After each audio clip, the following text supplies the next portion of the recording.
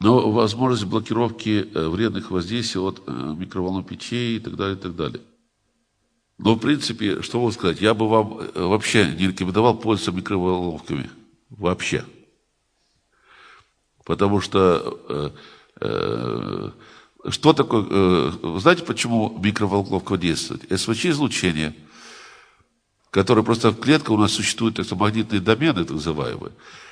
И в результате того, что полярность поля меняется туда-сюда, очень быстро, с частотой, происходит следующее. Вот когда вот быстро туда-сюда полярность меняется внутри клеток, ну, когда вы кладете внутри микроволновки, а вот когда резкое изменение, невозможен плавный переход, и часть энергии переходит в тепловую.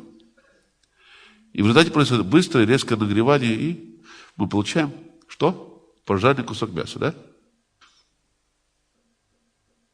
А ведь излучение не ограничивается. Ведь я не помню, кто-то рассчитывал, что должно быть, чтобы защитить, нейтрализовать излучение микроволновки, должно быть там или 10, или 20 сантиметров свинца вокруг нее толщины. Ваши микроволновки такие?